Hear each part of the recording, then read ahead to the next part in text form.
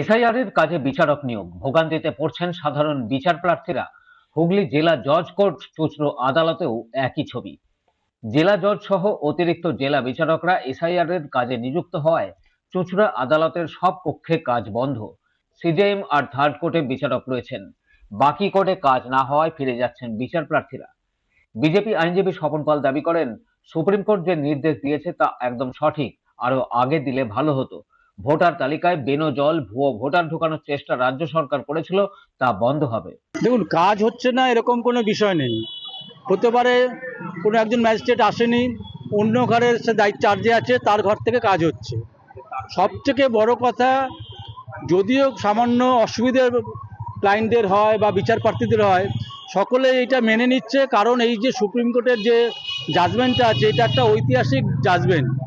দেশকে বাঁচাবার জন্য, পশ্চিমবঙ্গকে বাঁচানোর জন্য, পশ্চিমবঙ্গকে পশ্চিম পাকিস্তান হওয়া থেকে বাঁচানোর জন্য, পশ্চিমবঙ্গকে অনুপ্রবেশ মুক্ত করার জন্য, এবং সবথেকে বড় কথা পশ্চিমবঙ্গকে রঙিলা মুক্ত করার জন্য, এবং যে অবৈধ ভোটার, ভুয়ো ভোটার, জালি ভোটার, মৃত ভোটারে ভরে গেছে ভোটার লিস্টে, সেই থেকে মুক্ত হওয়ার জন্য যে সুপ্রিম কোর্ট যে রায় দিয়েছেন, সেটা একটা ঐতিহাসিক রায়। তৃণমূলের আইনজীবী নির্মল চক্রবর্তী বলেন, কোর্টের স্বাভাবিক কাজকর্ম ব্যাহত হচ্ছে।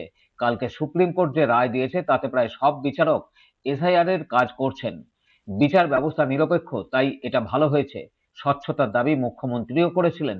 এটা প্রকৃত সত্য ঘটনা যে আমাদের স্বাভাবিক কাজকর্ম কোর্টের ব্যাহত হচ্ছে। দেখুন, এটা ভালো হয়েছে অবশ্যই। আমরা জুডিশিয়ারি মানে আমাদের সংবিধানে 3টে স্তম্ভর মধ্যে সবচেয়ে উপরের স্তম্ভ হচ্ছে জুডিশিয়ারি। জুডিশিয়ারি নিরপেক্ষতা নিয়ে আজ পর্যন্ত কারোর কোনো প্রশ্ন নেই। অবশ্যই আমরাও আশা করছি ভালো হয়েছে, এবং এটা আমাদের মাননীয় মুখ্যমন্ত্রীর প্রথম দিন থেকে দাবি ছিল যে যাতে স্বচ্ছভাবে ব্যাপারটা হয়, এবং সেক্ষেত্রে সুপ্রিম কোর্ট বলেও দিয়েছে যে এই যে ওনারা করছেন সেটা বিচারকদের রায়টা হচ্ছে সুপ্রিম কোর্টের রায় ধরে নিতে হবে। সুতরাং ভালো হবে, এটাই তো আমাদের কাম্য। আমরা তো প্রথম দিন থেকে তাই বলছি। আইনজীবী শুভদীপ দাস বলেন, এমনিতেই বিচারক কম, তার উপর এসআইআর এর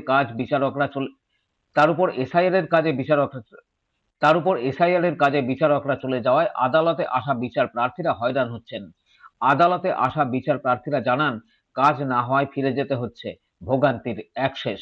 ভারতবর্ষ এমন একটা দেশ যার বিচার ব্যবস্থা যা থাকা উচিত জনসংখ্যা সাপেক্ষে, অলওয়েজ তার থেকে অলরেডি বিচার ব্যবস্থা অনেকটা পিছিয়ে আছে।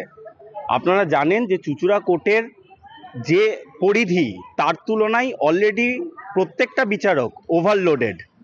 একটা বিচারককে দিনে 100টা 150টা করে হিয়ারিং শুনতে হয় সিজিএমকে।